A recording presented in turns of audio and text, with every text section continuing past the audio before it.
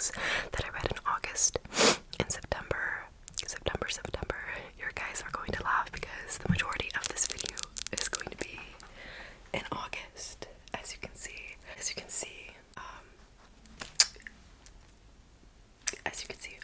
Most of that is actually going to be in August, and then I took a good break in September because I was dealing with a lot of migraines. I've said this in videos before, so I had to roll it back a little bit on the reading. So most of these actually I read in August, so it's gonna be so funny when I get to September and it's gonna be like over so quickly. But yes, I'm not gonna do October obviously because I'm gonna wait until the month is over. I don't know when this video is coming out, but I'm filming it in October. So yeah, let's get into it. I'm gonna try to go in order as well, if that's even possible. I'll go in order of what I started with. I'm using my iPad. I'm on Storygraph right now, so I can look. I log my stuff in a physical copy notebook, and I also log my stuff on a Storygraph, on a Storygraph as well. So we're gonna try to go in order. I also included 2 books in my last reading wrap-up video that I read in August, so I won't mention them. It was Rule of Wolves and The Takedown. Rule of Wolves, which was the second installment, and King of Scars by Lee, I don't know what is her name, Bardugo. That was actually read in August. I included it in my last reading wrap-up because I didn't think I was going to continue it and make it a series. So, and also The Takedown by Carly Walker, I read in August. Okay, those two I will not be including.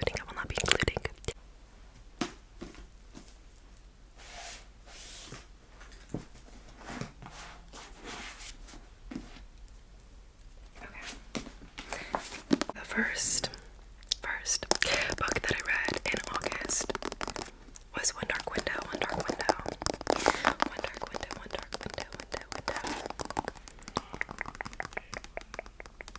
Sorry, my brother's gaming in the background, per usual. Okay, so this is One Dark Window by Rachel Gillick. This was my first book by Rachel Gillick I've ever read. So this was One Dark Window, which is in a duology. And let me tell you something. When I tell you that I absolutely hated this book when I originally read it. I was not enjoying myself. I read it in one sitting, and I was just, the entire time I was reading it, I was thinking, why am I not connecting to this book? It only has good reviews that I've seen. Why am I not connecting to this book series, this world? I was so disconnected with the world. I just wasn't feeling the world building. But specifically, I absolutely hated the main character, Elspeth Spindle. I thought she was so, like, where was her grit? Where was her, like, true character? I just felt like I was missing something with Elspeth. She cried a lot, and I found recently that books that a female character continuously cries over everything and anything. I don't mind emotions. I love emotions when they're done right, and I don't mind a character that's more emotionally in tune and cries. But I feel like she was crying. I don't know. I just didn't like. I feel like she was crying too much. Every other page I was flipping, I was like, okay, and my girl's crying again.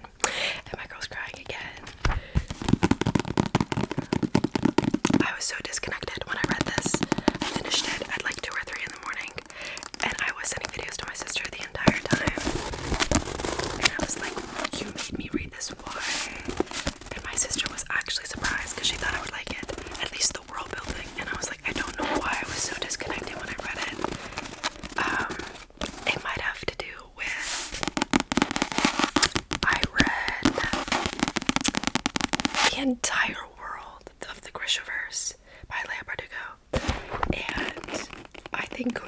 that and trying to like get my head out of that headspace into something else, I think I should have waited and just kept reading a little like romance novels or something before I stepped into this. I think I would have enjoyed this better had I not just read like every Grishaverse book.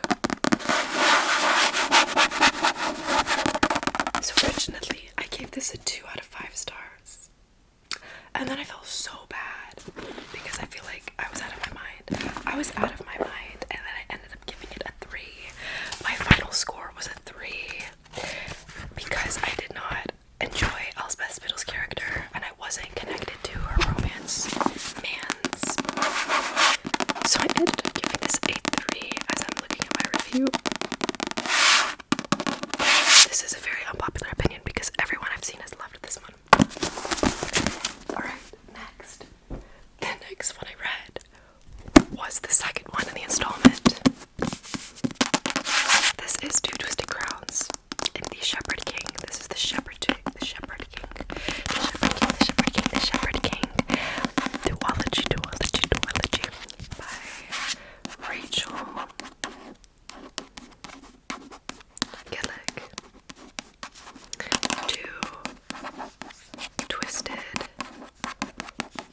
Crowns.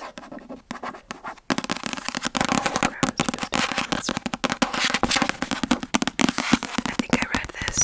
It took me, okay, so I read One Dark Window on August 6th, and then I read this one. I took a few days off, I think, and I read this on August 9th, and I gave it a 5. And I gave it a 5, okay? I became one with my sanity again, and I realized what it was for what it is, okay? If that makes sense. I couldn't put this down. This was addicting. I was sitting there enjoying myself, reading every bit of this, every second of this book. I ate up.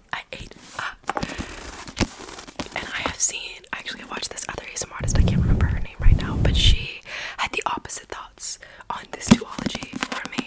She really liked the first one and didn't really care as much for the second because Elspeth's character kind of took a back burner, took a place to the back burner, and that was why I liked this so much. I absolutely loved her friend. What is her name? It's been a bit now since I've read it, so what's the girl's name? Let's see. Do a little page flipping.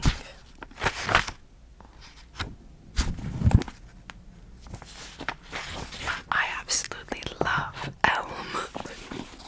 Okay, Elm.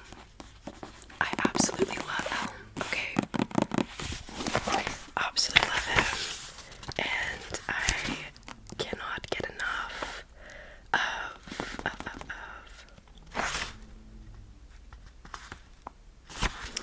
Ione Hawthorne. Is that how you say her name? I say it Ione. Ione Hawthorne and Elm are my OTP. Their romance was romancing. I don't know what it was with Elspeth and Raven that I just was like, the connection wasn't connecting for me, okay? The outlet, and the connecting cord weren't locking in for me with them two, but Elm and Ione. Oh my god. And I hate it, okay? In the first one, they make up curse words in different worlds, you know what I mean? Like, in like more of a religious book, they might say, oh, saints, a lot as a curse word. Trees. Technically, this is a spoiler. Trees is like, a word. They say trees instead of like, oh my gosh, or something like that. In the first one, I was like, if they say trees one more time in like a really serious moment, I'm going to lose it. It just would pluck me right out of the moment. But then by the second one, I felt a fondness for it, okay? She won me over with the trees, okay? There was a fondness there with me for the trees, okay? And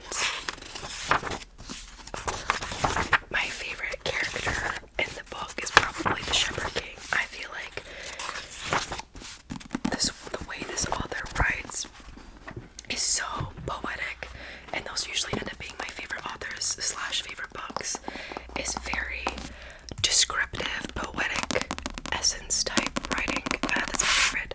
That's my favorite. So I did it. I did give this one a 5. I loved it, and I wanted more, and I was like, yeah, the last line is so beautiful. It's so beautiful. And the deep meaning of the story. I love books that have like a really deep, almost philosophical take on life and purpose and character development. This Ada, she devoured. Okay, that was my second book. Okay, that I read in August. That I read in August. I'm getting really hot. I don't know why I'm wearing these boots. Like, girl, my boots off. Get a good look at them. I actually thrifted these a year or two ago. I think like 2 years ago. So yeah, they're used. But yeah, I'm taking them off because I'm sweating. I'm actually sweating because my socks are like slightly woolish. So it's capturing all the heat. Okay, now we're gonna pivot. We're gonna take a little pivot. This was the next book. I'm counting this, okay? I'm counting it. Comics are literature, okay? I'm counting it. This is the Absolute Batman new ongoing series. And girl, don't let anybody tell you that it is not. That is not. I think some of the best writing I've come across in a while, in a few decades. Not really though. This was beautiful. I mean, the writing. Oh. I'm such a sucker for this writing. This was by Scott Snyder, Nick, and Frank Martin. And let me just tell you, all of them could get a mwah, mwah, and a mwah for this. This is worth everything to me. And I read it like in the blink of an eye. And then I got so upset because now I have to wait until the next one. And I keep getting like pictures of like the Joker and like who's gonna be the next one. Catwoman, and I'm like, please, Lord Father, give me more. So this is the Absolute Batman, the new ongoing comic series. He big boy. He a big brokey. But he's still devoured. Okay. This is a different version of Batman. If you've not heard of this take of Batman, he is without the mansion, without the money, without the butler. What's left is the absolute Dark Knight. Okay. Alfred carried. Okay, I just want to say this right now. Alfred carried this. Okay. Love it.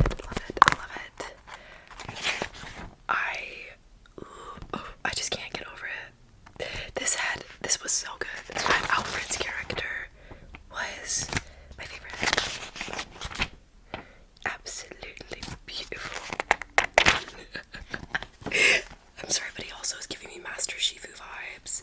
He's giving like Ninja Turtles Sensei right now with the... I love this line. I hate this down.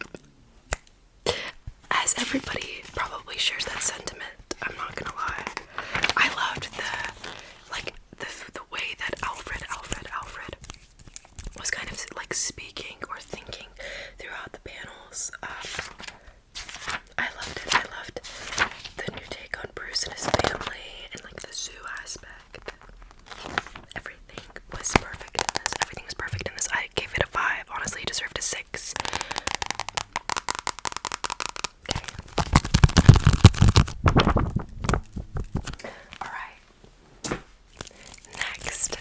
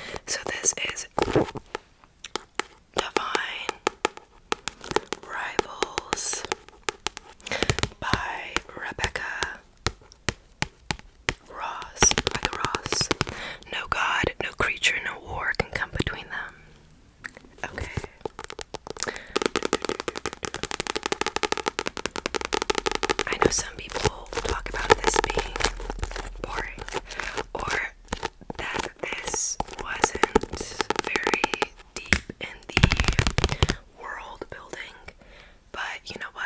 I am more of a character-driven plot than more of like the plot.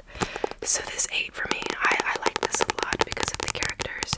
The characters made this. I gave this one a 5, okay, and that might be diabolical. That might be me out of my mind giving this one a 5, but I feel like this was my niche. Like, this is so me in a book. It had everything that I could ask for, so therefore I feel like I couldn't not give it a 5. It had a beautiful romance story, in my personal opinion.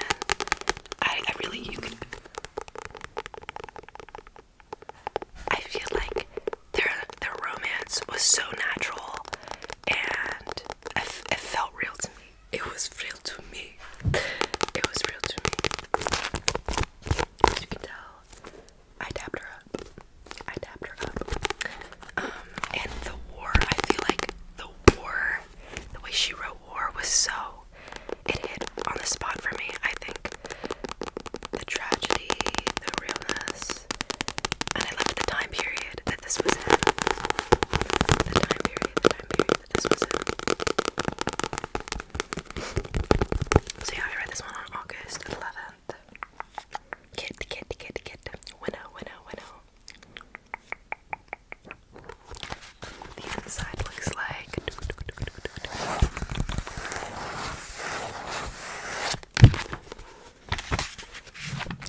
I just kind of wanted to match the book with the orange, so I did orange tabs, and then obviously pink for any like cute moments. Okay, so one of the biggest parts of this book that's not really a spoiler is they type letters to each other. They type letters to each other. And it was gorgeous. Absolutely everything they wrote to each other, I was like, oh. It just felt like two real people falling in love in real time in front of my eyes, in front of my salad. Like, oh, how rude. Do you ever feel as if you wear armor day after day, that when people look at you, they only see the shine of steel that you've so carefully encased yourself in? They see what they want to see in you, the warped reflection of their own face, or a piece of the sky, or a shadow cast between buildings. They see all the times you've made mistakes, all the times you've failed, all the times you've hurt them or disappointed them, as if that is all you will ever be in their eyes. How do you change something like that? How do you make your life your own and not feel guilt over it? That was the first thing I tabbed, and beautiful. I'm gonna keep reading. This is a response to that from another character. I'm not gonna spoil who says this, but I feel like this is really good to hear, okay? I think we all wear armor. I think those who don't are fools, risking the pain of being wounded by the sharp edges of the world over and over again. But if I've learned anything from those fools, it's that to be vulnerable is a strength most of us fear. It takes courage to let down your armor, to welcome people to see you as you are. Sometimes I feel the same as you. I can't risk having people behold me as I truly am, but there's also a small voice in the back of my mind, a voice that tells me, you will miss so much by being so guarded. Perhaps it begins with one person, someone you trust. You remove a piece of armor for them. You let the light stream in, even if it makes you wince. Perhaps that is how you learn to be soft yet strong, even in fear and uncertainty. One person, one piece of steel. I say this to you knowing full well that I am riddled with contradictions, as you've read in my other letters. I love my brother's bravery, but I hate how he's abandoned me to fight for a god. I love my mother, but I hate what booze has done to her, as if it's drowning her, and I don't know how to save her.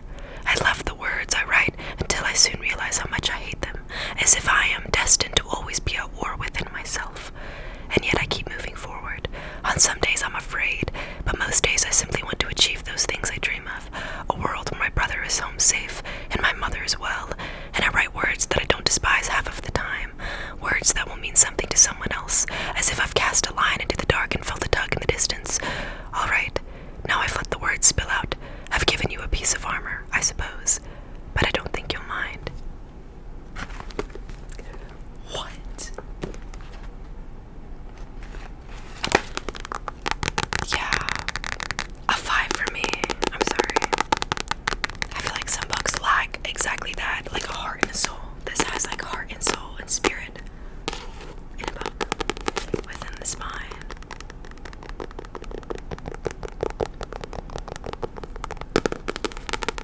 So this did it for me. Bye. You see where the next book might be going? The second one in the duology. This is a duology, obviously. Oh, actually, I take this back. I can't show it because it's an audiobook, but apparently on August 13th, I completed and finished an audiobook called Two Can Play. Two Can Play by Ali Hazelwood. I believe it only comes in audiobook format, and it is 4 hours and 24 minutes is the length of the audiobook, and I gave it a 1 out of 5 stars. I gave it a 1, and that was too much blessings. I think I hit it that way. Okay, that was too forgiving, to be honest. What is that audio? I can't give you one, so I give you a 1. I give you a 1. I give you a 1. Possible. I give you a 1. I had to give it a 1. You know, it was just horrible. I didn't like it. I didn't like it at all, but I forced myself to finish it. So then after I finished that monstrosity, I moved on to better things. This was Ruthless Vows. Ruthless Vows by Rebecca Ross. Ruthless Vows.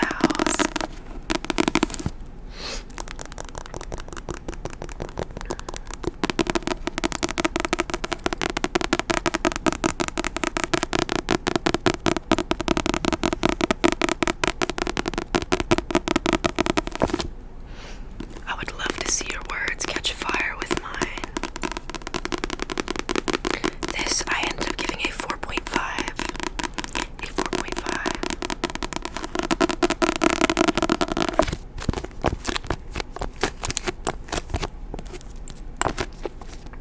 Tabbies.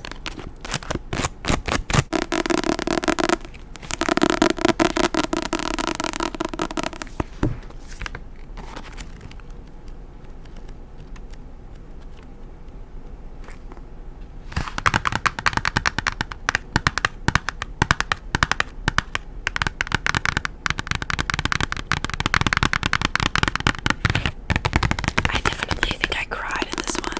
I don't remember. The blue stands for sad, okay? This was a 4.5. Okay. Next on the list was honestly, I think, one of my favorites of the month of August. This was so enjoyable. I don't know why I like this as much as I did. I started it, I think, at 10 or 11 p.m. and I couldn't put it down, and I finished it in one sitting one night. I didn't get any sleep. So I love everything about this. I love the lighting, the captured colors, the spine being split from blue to pink.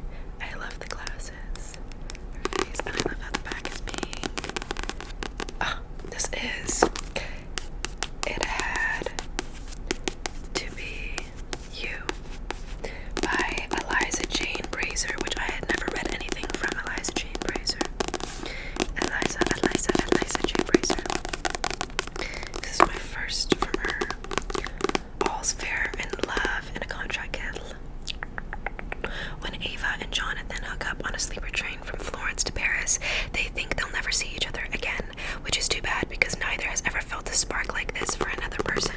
But love isn't on the agenda in their line of work. 6 months later, they run into each other in the Hall of Mirrors in Versailles.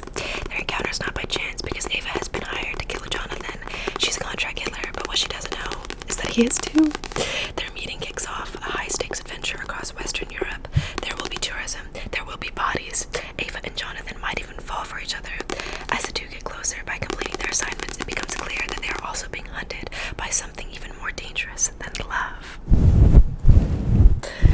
The beginning of this book was so like it gets you from the start, which is sometimes very hard to do, to get somebody like from the start, to get somebody attracted to your writing within like 2 pages is a feat, I think. I knew I was gonna like her writing. Her writing is so delicious. It's so descriptive and imaginary. I don't think I've ever been able to visualize I know he's on the front, but let's pretend he's not. I feel like I know this man. I know this man inside and out, okay? I've been with this man. Me and this man have met. Physically, we have met. I was able to visualize these characters so vividly. So vividly.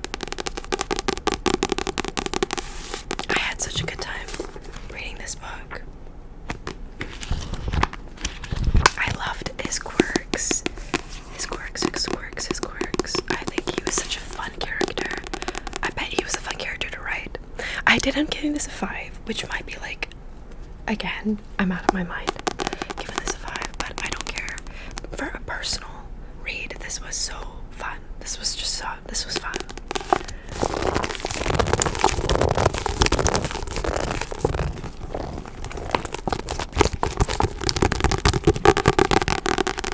is a thriller in the genre thriller, which this got me on a train, the thriller train. I started wanting to read more mysterious thrillers after that. Okay, next that I read was a dud. Okay, I know y'all know. Some of you will know Ashley Poston. This was my first book from Ashley Poston. The Dead Romantics. Let me just tell you, I was bored out of my mind. I hate to say it. I don't know what that meant. I was bored out of my mind, guys. I'm so sorry, but this was not it. I don't know. She just could have done something with this. And I just didn't vibe with it. It wasn't my vibe. Okay.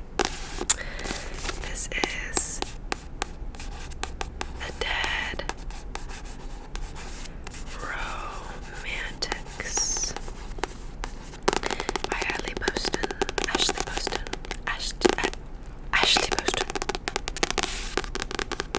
And I don't know if you guys have like been paying attention, but Ali Hazelwood has been on like, she was on the last cover.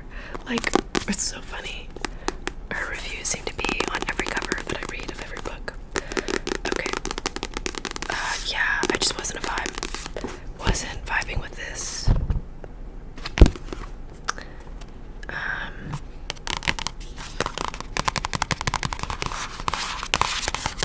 I just didn't connect with any part of this. I don't know why. I didn't connect with the characters. I didn't connect with the setting. Which was sad because I wanted to like it. So I gave this one a 3.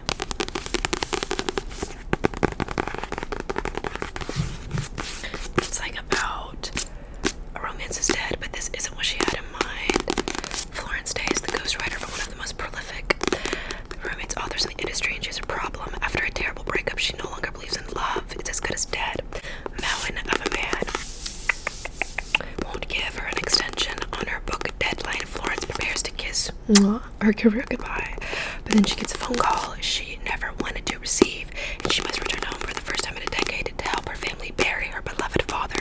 For 10 years, she's run from the town that never understood her, and even though she misses the sounds of a warm southern night and her eccentric family, loving family, and their funeral parlor, she can't bring herself to stay.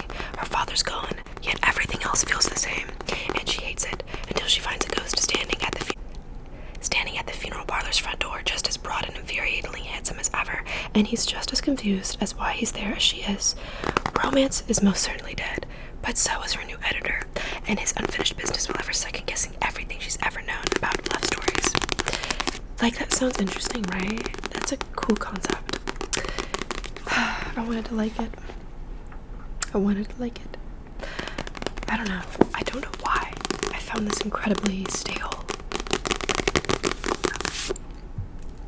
Okay, so this was a 3, and I read this on August 15th. I read the other one, It Had to Be You, on August 14th. Okay. Next, we're gonna do another little shiftaroo. Okay. Okay. I read all sorts of stuff, guys. Best believe I read that Star Wars content. So this is a 56-page hardcover Star Wars story. This is Tales from the Rancor Pit with Jabba the Hutt on the front. Tales from the Rancor Pit.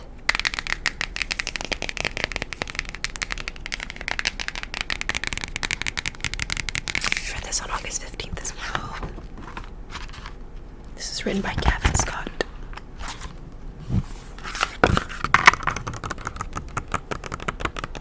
It's like a little comic. Got Mace Windu. Yeah, I gave this a 3.5. It feels weird to rank like actual, I don't know, comics. It feels different than ranking like a normal book, but yeah, I give this a 3.5.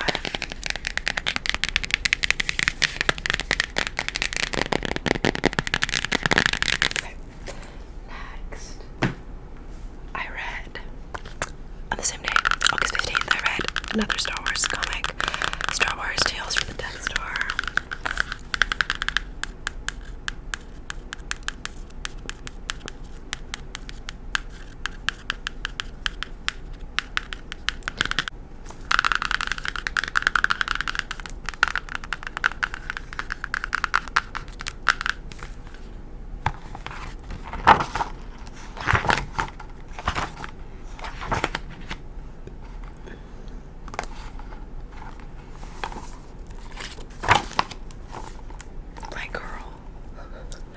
That's crazy. Like, that artwork is insane. Geonosis.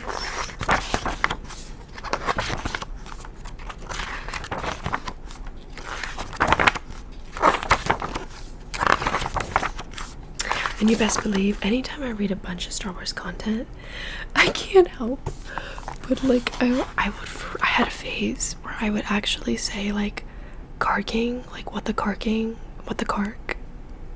That's like the F-word equivalent in the Star Wars world. I'd be playing a game with my brother, we'd be playing video games, and I'd be like, what the cark in hell? And he'd be like, what are you saying? What are you saying? Like, you don't know about that Star Wars life. Griff, you don't know about that Star Wars life.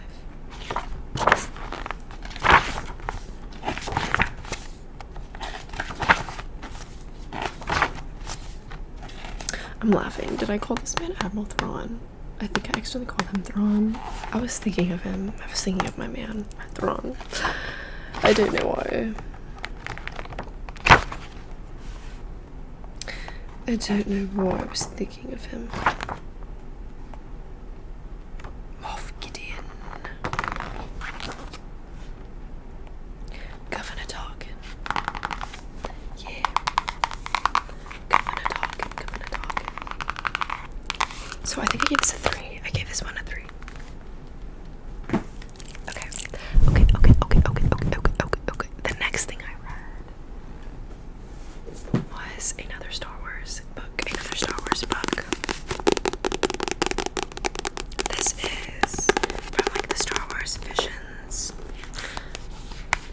Star Wars Visions novel. I gave this a 3.5. This is a different take on kind of like the Star Wars galaxy. I thought it was a very interesting concept. A mysterious former Sith wanders the galaxy. The Jedi are the most loyal servants of the Empire. 2 decades ago, Jedi clans clashed in service to feuding lords. Sickened by this endless cycle, a sect of Jedi rebelled, seeking to control their own destiny and claim power in service of no master. They call themselves Sith. This Sith rebellion failed, succumbing to infighting and betrayal, and the once rival lords unified to create an empire.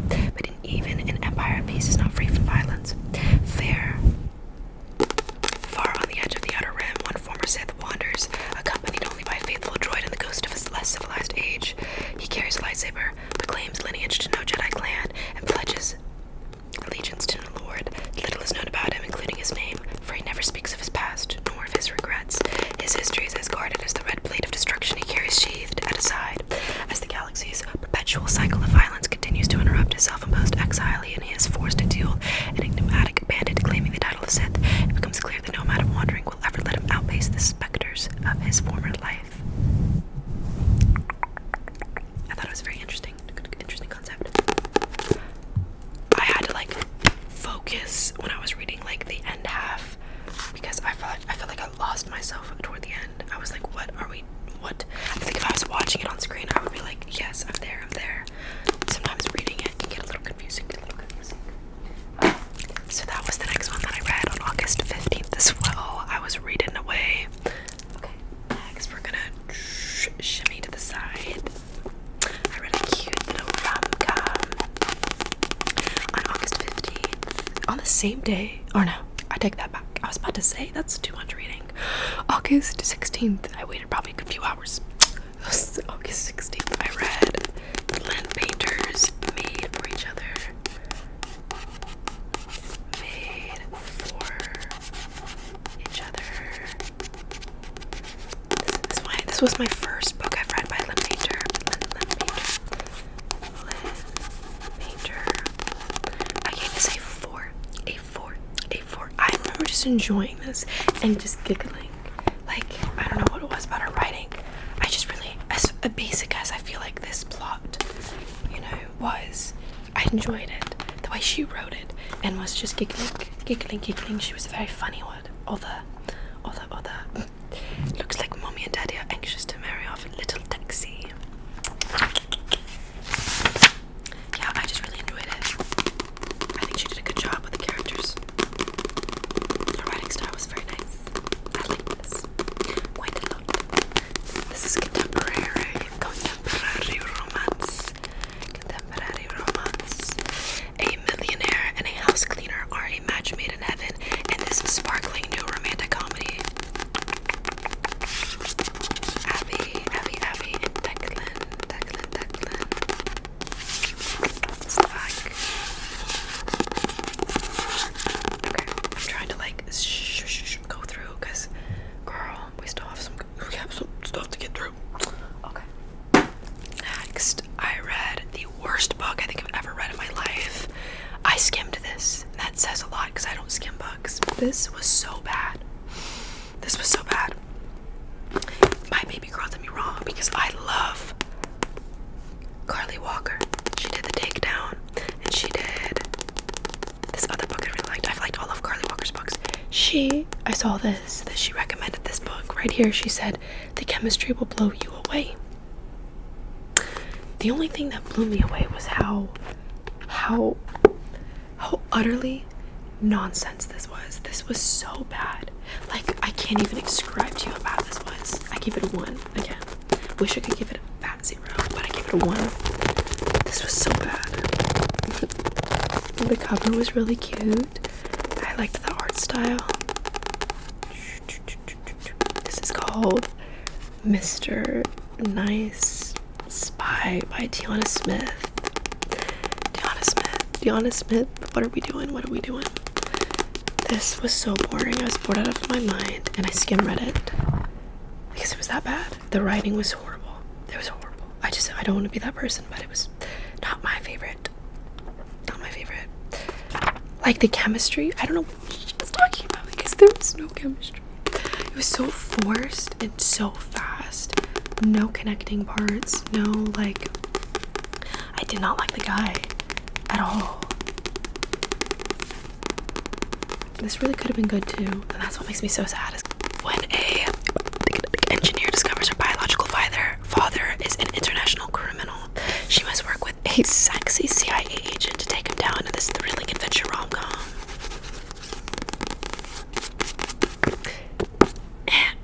No. Bye. This will be finding a home yonder, out of my eyes, out of sight, out of mind.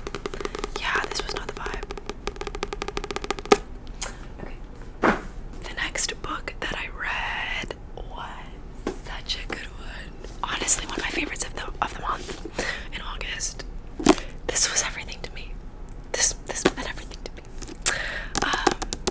watching a lot of Caleb Barron. If anybody, if you know him, he's a comedian. I think he's so funny. That meant so much to me.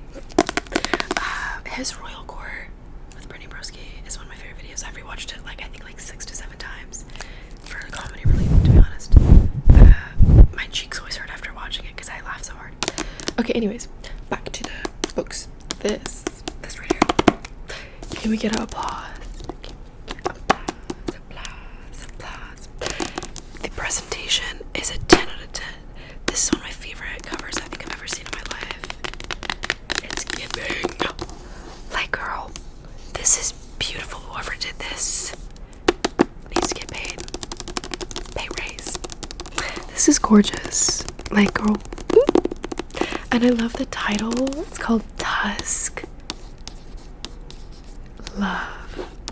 This is a Critical Role story. I did not know when I bought it. And then I noticed that and I was like, what are we doing there? How'd that get there? How'd that get in there? Yeah, that was a winner for me. This I gave a 5, a whopping 5 out of 5 stars. Yeah. I enjoyed every second of this. And look at the inside. It has the cutest little, and then that. I got this at Barnes & Noble, I believe. I don't know if this is the normal edition. That was a sticky note. My mama said to make for me. Okay. This was so beautiful. Let me show you. That's what the spine looks like without this sleeve. This is by Guanzan. I'm probably mispronouncing that.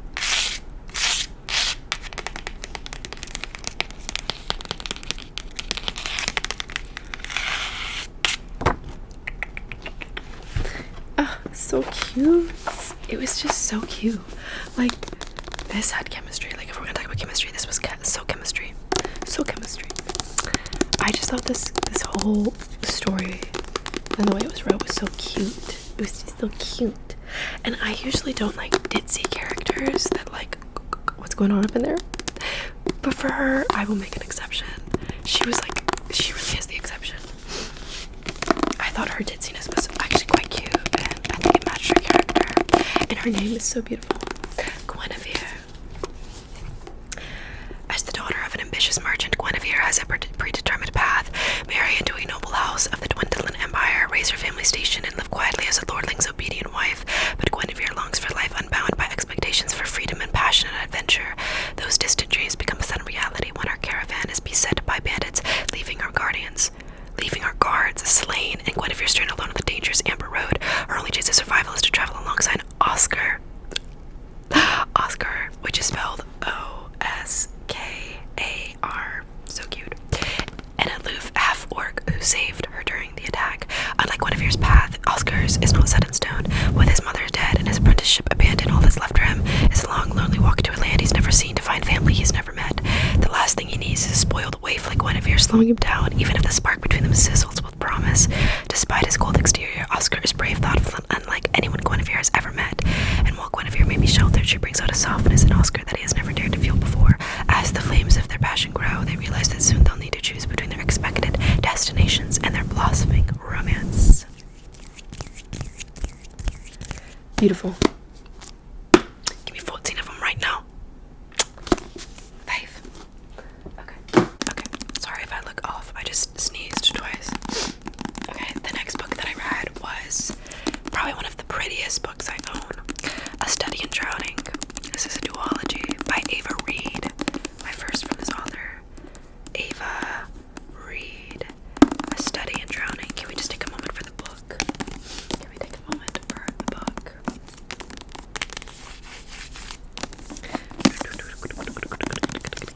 But if fairies and monsters were real, so were the women who defeated them. And can we talk about, don't mind my tabs, that sprayed edge is what I expect when people are like, oh, you're gonna pay extra for a sprayed edge. I'll pay extra for a sprayed edge if it looks like this, but if it's just a neon ugly spray, no.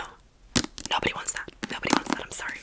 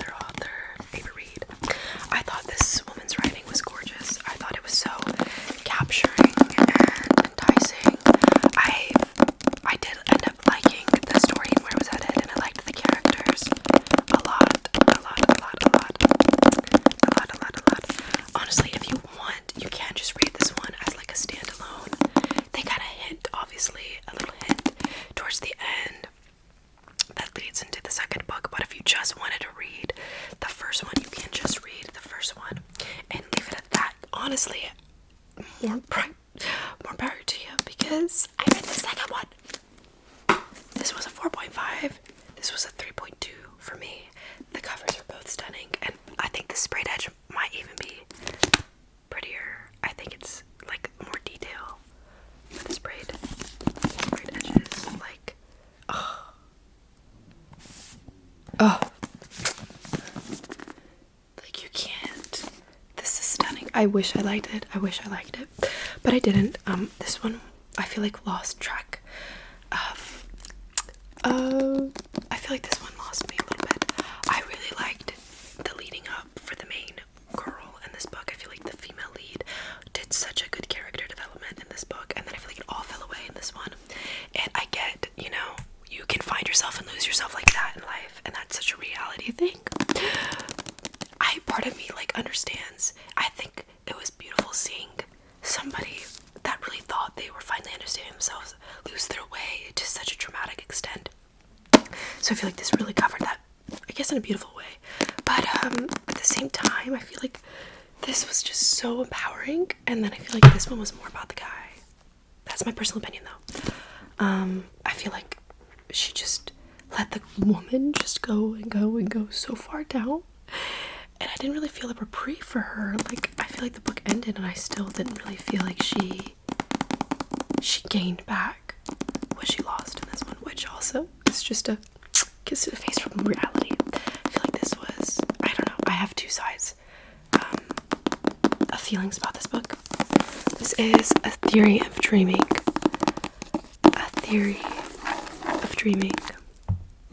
No, go away. Sorry. Siri kept trying to talk to me. Okay, yeah, so this was not as good, but I wish I had liked it. So yeah, this was a duology, and I read them back to back. So I read A Study of Drowning, the first one, on August 20th, and then I read the second one August 21st. Okay, next I read this. Okay, this book. Okay, the only reason why this book does not have a 5 for me is because of the audacity. Like, what?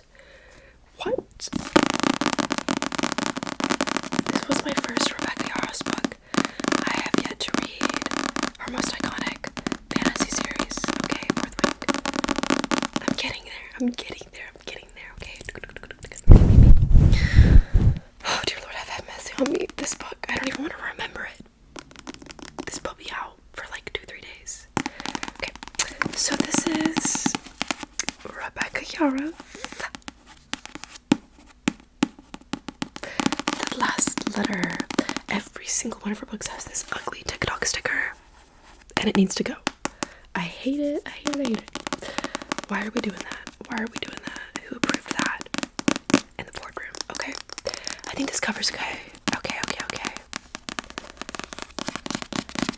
I think it matches the story, though, I won't lie. Like, it pretty much tells you exactly. Like, you understand the cover once you read the book. I think it would do better without that. Okay, so this book, I don't even know, where do I begin? Okay. Her writing's great, okay? No nitpicking about the writing. I rated this a 4.75, okay? This was so, like, I knew it was emotional. Hence, on the back it says, a stunning emotional read. Romance. My bad. I knew it was going to be emotional because you can't have, like, a military romance book without there being an emotional, just, you know, on your heart. So, I knew it was going to be emotional. But I can't even show you, that's how embarrassing it is. I took a picture and a video of me when I was, like, this close to being done, sobbing. Like, snot, thick snot coming out of my nose. Sobbing. I felt a cavern of darkness creeping into my chest. I felt like I wasn't going to recover. I was losing it. That's why I don't give it a 5, because of the audacity. Because for once in my life, a person who loves a good tragedy, who loves to cry, who who loves a good heartbreak and an emotional storytelling?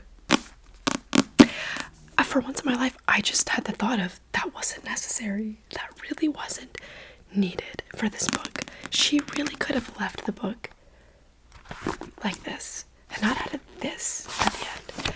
And everyone would have been better for it. The story would have been better for it. I was like, you just did that because you could? And somebody should have just said, hey, but you don't have to.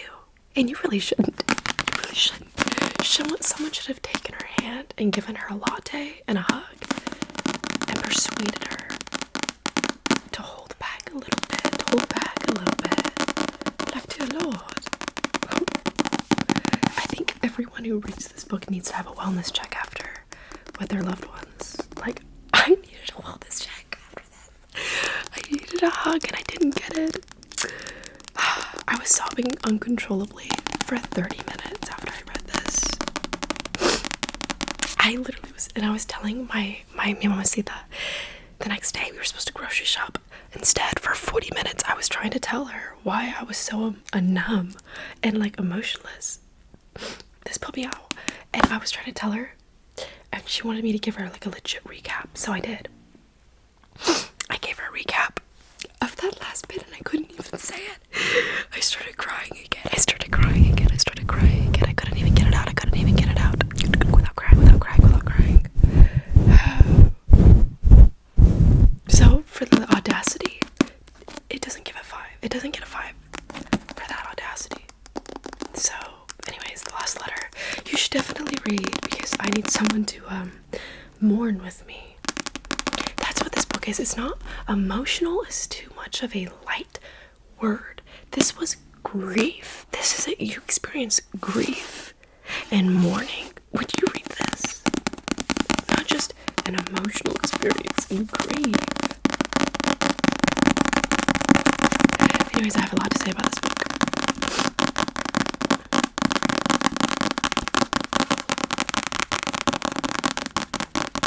I read this one on August 24th. I would literally show you guys the screenshots of my face when I read that book. If we were like on a little private, account that the entire world can see, but I don't want the world to see me like that. It's a little too much. After that, I needed to be revived and I needed to feel my soul come back. So I read this. Let me be for real. I saw this on Pinterest. Okay, I was scrolling on Pinterest and I saw this in the background of a picture and I thought the cover was so cute. I didn't know what it was, and so I went to the comments and Tingle, or someone had asked and someone replied and they said it was Dungeons and Drama by Christy Boise. And let me tell you something. Let me tell you, this was a 5. This was such a good experience. Don't mind my dog snoring. This was such a good experience. This is exactly what I needed after that horror. Okay. This was a 5. This is contemporary romance. This is YA. I didn't know it when I bought it, so I was thrown at first because I was like, oh my gosh, this is YA. But if I just read, I probably would have got it. I didn't want to read anything on the back when I read it because I like to be surprised. But I didn't know when I picked it up. But yeah, I feel like August was like my D&D Critical Role month. I feel like I read a lot of D&D. Rolling the dice on love. No one loves musicals more than Riley Morris. Her dream is to be a Broadway director, but when spring show is canceled, Riley has to figure out a way to bring it back. Easier said than done. She's stuck working at her dad's game store, the place that means more to him than his family does. Riley can't waste time at a dead-end job when her entire future is resting on making a name for herself. So when she convinces her coworker Nathan Wheeler, the floppy-haired, glasses-wearing guy she barely knows from school, to help her, in exchange, she'll help and make his gamer girl crush jealous. Plus, it won't hurt to show her egotistical ex-Paul just what he's missing without her. Soon, Riley and Nathan are a couple, and people seem to believe it. Bed-selling ruse means joining Nathan's role-playing game. To Riley's surprise, the game is almost fun, and even more surprising, flirting with Nathan doesn't require as much acting as she thought it would. Can we take a moment for the cover? This is so cute. And look at the side. Like that on a shelf.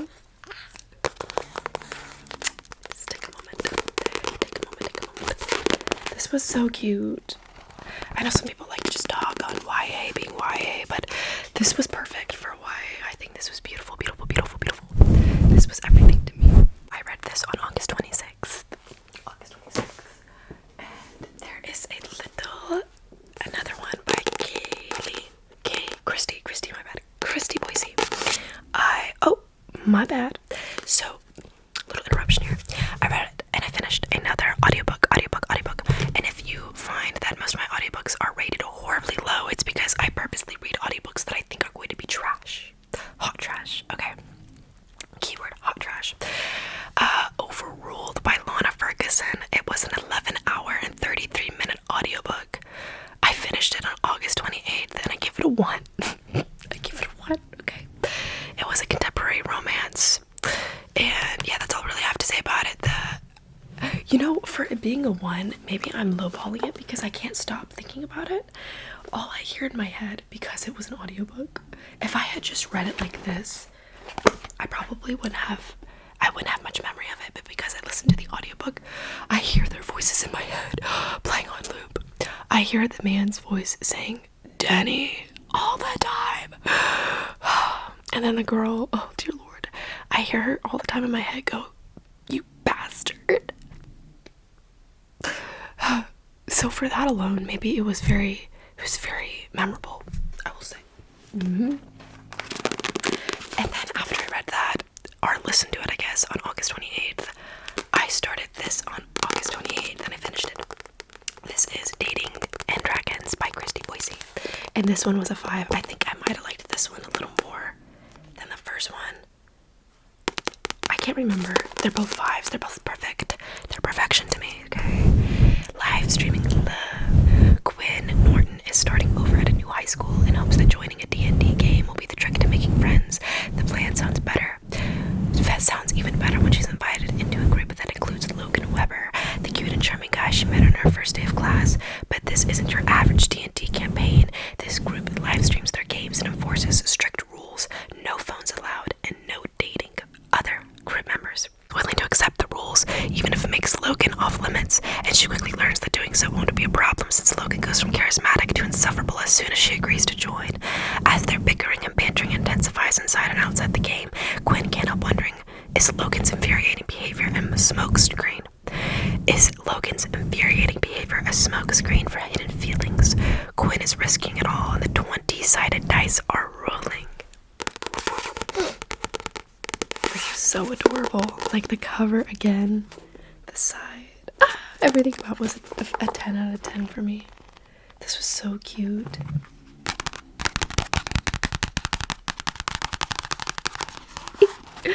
Like if I was like 11, I would have ate this up.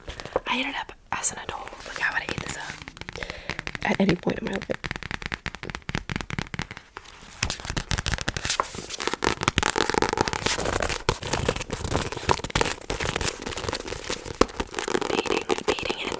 Dating and dragons. Cute. So these two are a must read in my personal opinion. They're both YA. If that doesn't bother you. Okay. The next thing that I read and I finished was on August 29th. And this one made me cry. This one was more of an internal cry because of how awful it was and how disappointed it made me because I hated it. I gave this a 2 for the simple fact of a 1 was too low because of the artwork. I feel like the presentation, I wanted to eat this up. You can't tell me this doesn't look like the prettiest book ever. It is the most stunning book. Look at that spine. Look at that spine. This is called Once Upon a Demon's Heart. And the back. This should have been groundbreaking and it was so bad. Like the girl, the female lead, had no self-preservation, no confidence. I don't like people that I guess it's like her whole stitch. And that is one of the warnings. So I went in knowing the warning. She has a whole warning page. Yeah, it's a content warning. So she has her warning there. So I knew going in some of the things, but yeah, I wasn't expecting the female lead to be so out of her mind, in the sense of like, she never stood up for herself. She let herself go through the worst of the worst, and he was awful to her. I hate that. Yeah, this is not a book I would recommend to anybody ever, but it's pretty dope. So I've been displaying it on my bookshelf because I need to feel vindicated for buying it.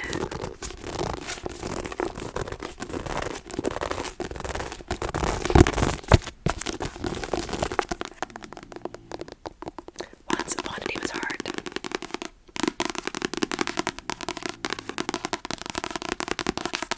Alira and Kalel. The next book that I read and finished on August 30th. This is called Husband Material. This is, I think, the second installment in the London Calling type series. I think they're more like interconnected, or I actually don't even know. I'm just looking at it. It says number 2, so I'm assuming it's in some kind of series.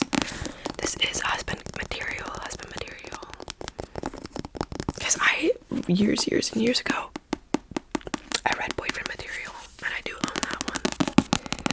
This one, I rated a 3.5.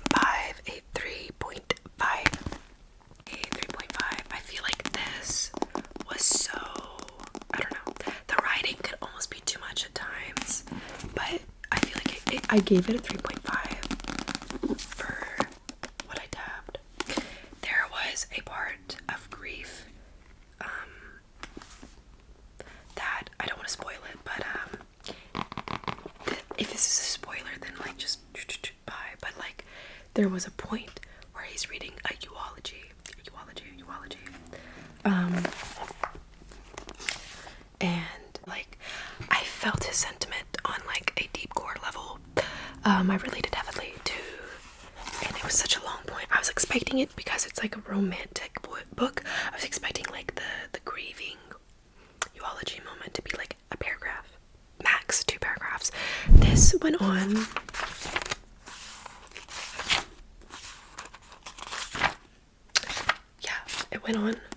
till that tab.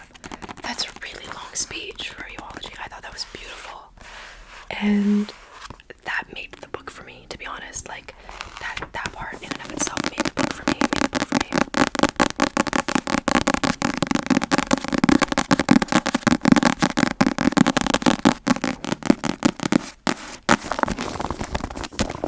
So yes, I gave it a 3.5. I don't know if I would recommend it. I feel like the eulogy was so good, though. I feel like that one part I liked is almost worth it, though, to just get through it. I don't know. This is like a book for me. Okay. The next book I read, I finished it in one night, and this is a 544-page book. Hold on. I have the digital version. That's the audio digital paperback. Switch to this version. Okay, sorry, I had to switch that. Sometimes I forget on Storygraph, they have different versions, the editions, and I had said I read the digital version. I'm like, no girl, I have the paperback. Okay, so this is 522 pages. 522 pages. Let's check and see if that's correct. Yes, that is correct. As if they'd have that wrong. Anyways, this was recommended on a video of my lady, about Teresa. I've mentioned her in many videos. She has recommended this book, and at first, when she was describing it, I was like, how in the world would anybody like that? Like, it sounds so out there. It is out there. It really is. But for some reason, it was so good. I ended up giving this a 4.5. This is For the Fans by Nyla K. Nyla. For the fans by Nyla.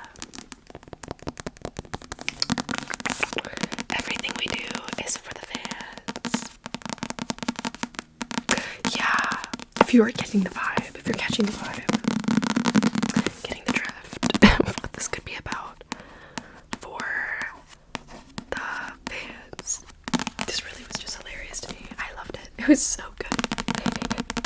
I think it's because it's something I would never actively grab or think to read. I love reading stuff I would not think to read, and then being able to have an opinion about it. You know what I mean? I like being able to form opinions about stuff instead of just not knowing.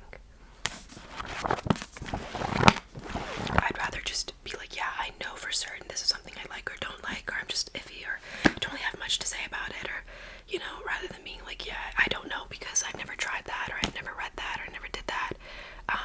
Yeah, I'm definitely like one of those people, so I definitely wanted to give it a shot. I'm glad I did. I'm very glad I did. Kyron Harbor and Avi Vega. Yeah, I'd recommend it for people that are just open. I would say if you're open, you might enjoy it.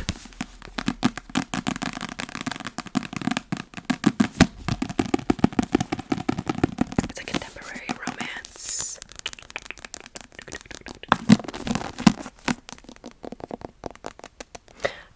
I told you I gave it 4.5, I think, already. So yeah, I gave it 4.5. I thought this was just one of the more eccentric books I've read recently. And last but not least, honey bunnies, we are on the last book that I read in the window of August and September that I'm going to show you. So this I read September 30th. Actually, I take it back. I knew I read 2 books. Okay, so I read this one. After I read all of that, I think I read way too much, obviously, and I was dealing with a lot in my personal life, so I wasn't able to read as much in September, and I was dealing with a lot of migraines. So this was my first book I read in the month was September 20th, unfortunately, and this was the book I read, King of Wrath. Mi mamacita bought this for me.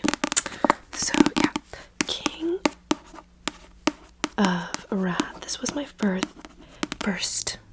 That was a little lisp there. First book from Anna Huang. She's very popular. I do have her Twisted series in the back. Yet to read it. It's on my TBR. But this is my first book from Anna Huang, and I don't know. I gave it a 2. It wasn't okay. This was a 2 for me. Unfortunately. It wasn't what I thought it was gonna be. I really thought I was gonna enjoy this. This is in a very long book series. It's called the Kings of Sin series. I've seen them everywhere I go. Walmart, Target, Amazon, Barnes & Nobles. You're gonna see the Kings of Sin series, okay? I don't know if this series gets better. There's one that's like the best, but this was not it for me. I gave it a 2. Unfortunately, I didn't really like it. Yeah, not a single annotated tab in it. It says a lot. It was not the vibe.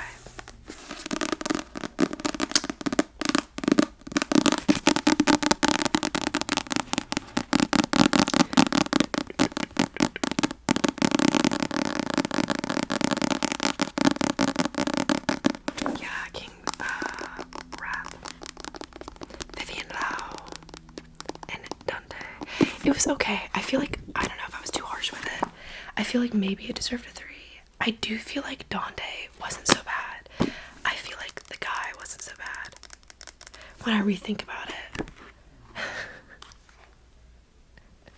The first page I flipped to. Take your hands off my fiance. Touch Vivian again and I'll kill you. I don't know, there's something I think a little bit more cheesy and childish to me about this romance style.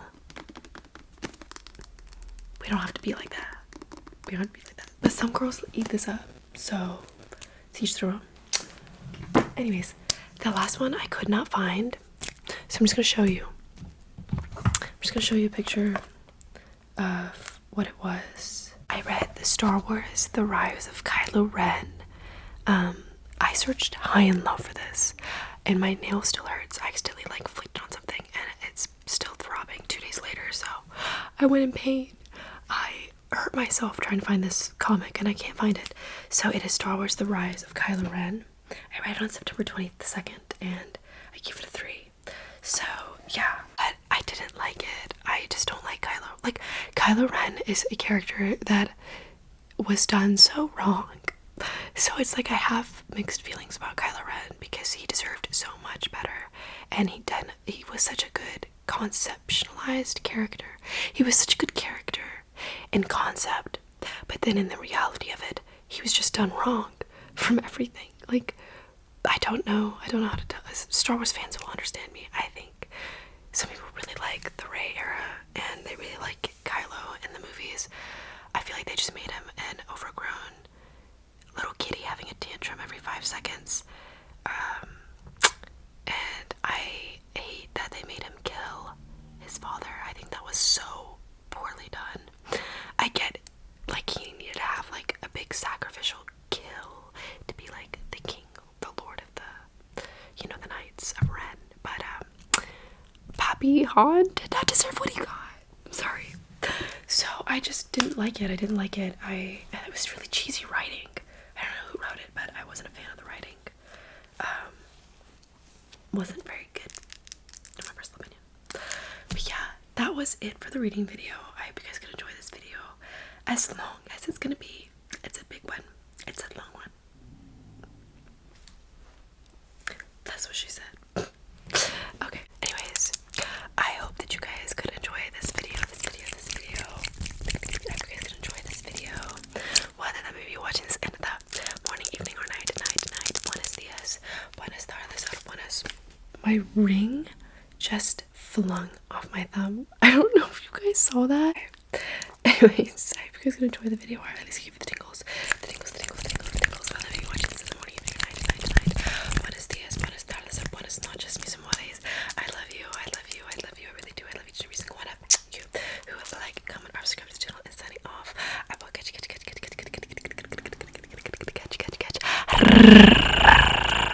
I will catch you guys in the next one. Kisses.